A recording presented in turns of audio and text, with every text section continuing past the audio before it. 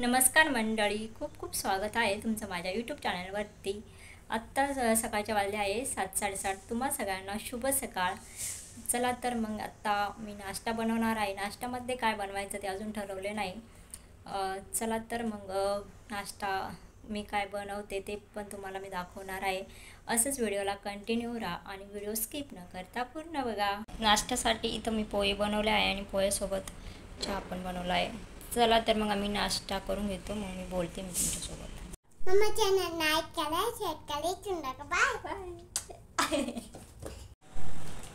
सकाळीच पोह्यांचा नाश्ता झाल्यानंतर मी घरातले सर्व कामं आवरून घेतले आणि त्यानंतर आता दुपारच्या जेवणात होणार आहेत बटाट्याची चकलीची भाजी, चपाती आणि त्याचबरोबर एक स्वीट पण बनवण्याचं ठरवलं आहे।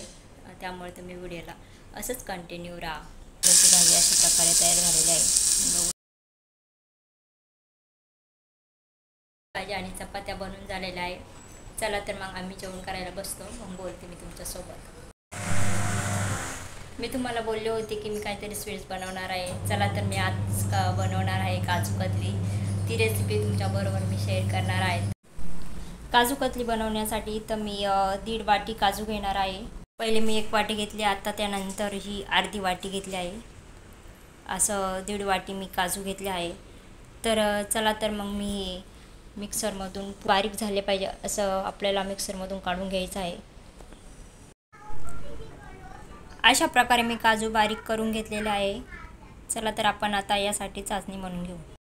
ज्या वाटीने आपण काजू मोजून घेतले होते त्याच वाटीत मी एवढी 1 वाटी एवढी अशी साखर घेतली आहे। 1 वाटीला थोडीशी कमी घेतली आहे। साखर 1 वाटी घेतली होती तर त्याच्या अर्ध पण पाणी घेणार आहे आणि आता मी चाचणी बनवण्यासाठी घेत आहे। इकडं पातेले गरम करायला ठेवलं आहे, त्यानंतर मी अर्धी वाटी पाणी टाकत आहे।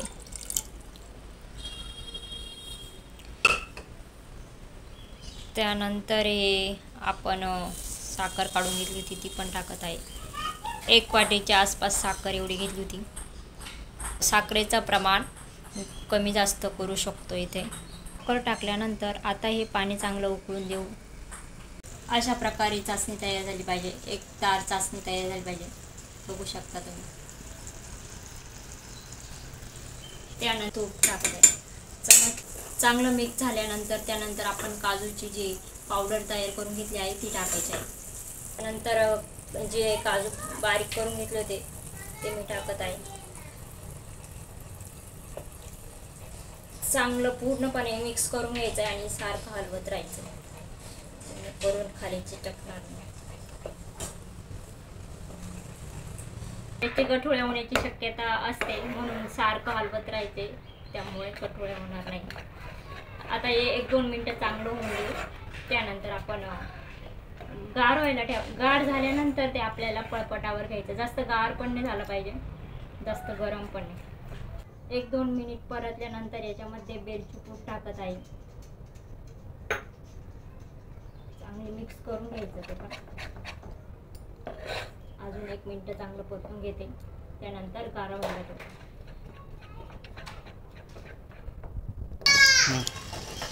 चला तर मग आता चांगलं गरम झालेलं आहे आणि गॅस बंद करून ठेवते। गॅसवरच याला होऊन द्यायचं कारण डागण्याची शक्यता असते। आता चांगल्या प्रकारे गार झालेलं आहे, जास्त गरम पण नाही। आता याला पळपटावर काढून घेते। पळपटाला आधी तेल लावलं आहे, चिटकू नये त्यामुळे।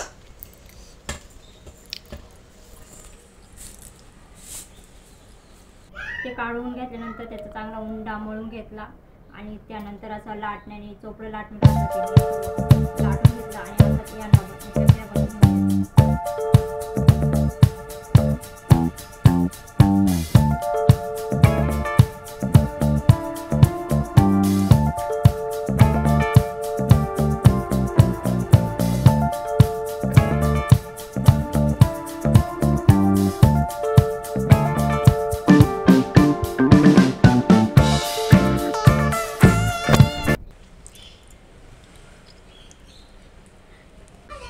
यावर आपण सीटवर पेपर पण लावू शकतो, पण आता माझ्याकडे सध्या नाही, कारण ती मी घरी खाण्यासाठीच बनवले आहे, त्यामुळे मी वापरला नाही.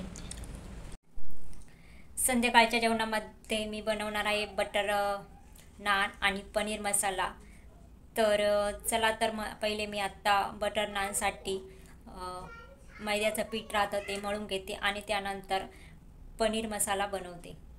नान बनवण्यासाठी इथं मैदा घेतला आहे. यामध्ये 1 चमचा साखर टाकून घेत आहे, थोडासा सोडा आणि मीठ, तसेच दही पण ॲड करत आहे.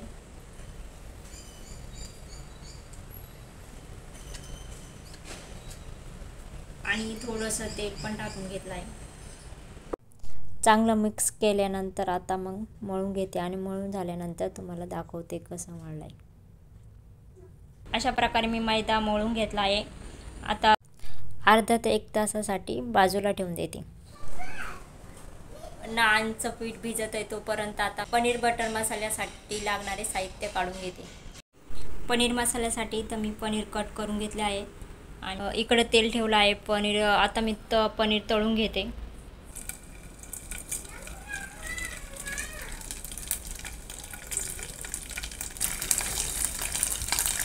पनीर तळल्यानंतर दाखवते तुम्हाला. पनीर असं गोल्डन कलरवर तळून घेतला. मसाला ग्रेव्हीसाठी आपण आता मी तेल गरम करून घेतलं आहे. त्यामध्ये खडे मसाले टाकत आहे. 3 विलायची, 4 लवंग, 3 मिरे, दालचिनी आणि तेजपान. 3 कांदे कापून घेतले आहे बारीक, ते यामध्ये टाकून गोल्डन रंगावर येईपर्यंत परतून घ्यायचं आहे. 3 टमाट्याची पेस्ट करून घेतली आहे. कांदा परतल्यानंतर आपण आता त्यामध्ये टमाटा पेस्ट टाकणार आहे. तिकडे कांदा परतवतोय तोपर्यंत इथं मी ग्रेव्हीसाठी मसाला बनवून घेते. इथं अर्धे वाटीच्या खाली दही घेतलेला आहे. त्यामध्ये हळद, पनीर मसाला 1.5 चमचा, काश्मीरी लाल मिर्च, धना पावडर 2 चमचे. चला तर अशा प्रकारे चांगलं मिक्स करून झालंय. आता कांदा परततोय ते बघूया. कांदा असं चांगल्या प्रकारे परतून घ्यायचा आहे. जिंजर गार्लिक पेस्ट 2 चमचे,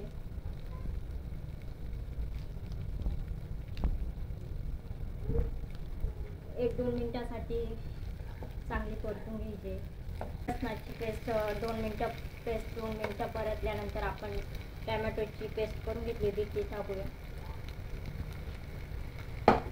आणि ती पण चांगली 2 ते 3 मिनिटासाठी परतून घेऊ. यामध्ये आता मीठ ॲड करते. मीठ चवीनुसार.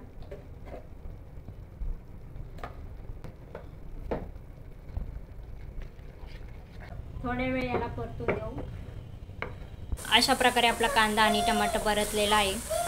तेल सुटेपर्यंत मी परतून दिले आहे. आणि आता यामध्ये आपण दह्यामध्ये जे मसाले ॲड केले आहेत ते टाकूया.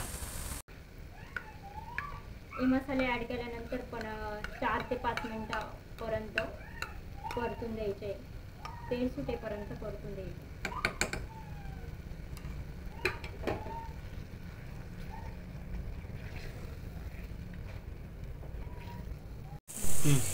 मसाले ते चांगले परतून दिल्यानंतर आता यामध्ये कसुरी मेथी टाकत आहे. नंतर अर्ध्या वाटीच्या आसपास पाणी टाकलंय. ग्रेव्ही चांगली परतल्यानंतर आता यामध्ये आपण पनीर ॲड करणार आहे.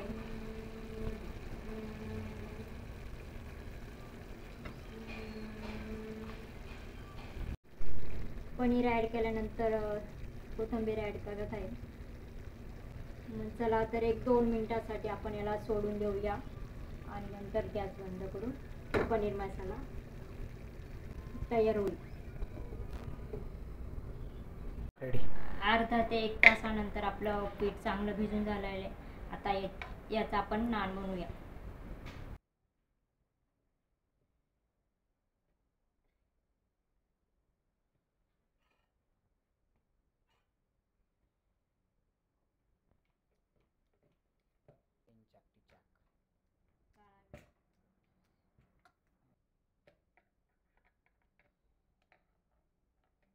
त्यानंतर याच्यावर पाणी लावून घेऊ.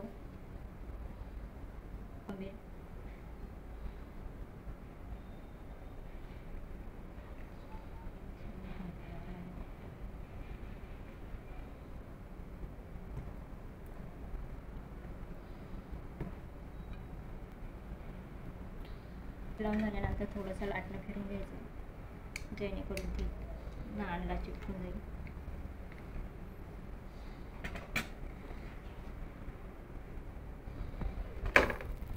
मी तव्यावरच भाजत आहे, कारण डायरेक्ट गॅसवर नाही भाजत आहे. एक साईड चांगली भाजून द्यायची आणि मग दुसरी साईड बनवून. एक साईड चांगला भाजून झाला, आता दुसरी साईड भाजायची. चला तर मग दुसऱ्या बाजूने पण चांगलं झालेलं आहे. नंतर आपण याला चांगलं बटर लावून घ्यायचं आहे दोन्ही साईडने. चला तर अशा प्रकारे माझं रात्रीचं जेवण बनून झालेलं आहे. इथं आहे पनीर, इथं आहे राईस आणि इथं आहे नान. चला तर मग मी या व्हिडिओला इथेच एंड करते. हा व्हिडिओ तुम्हाला कसा वाटला ते कमेंट सेक्शनमध्ये कमेंट करून नक्की सांगा आणि सबस्क्राईब करायला अजिबात विसरू नका. चला भेटूया आपण एका नवीन ब्लॉगमध्ये. तोपर्यंत बाय बाय.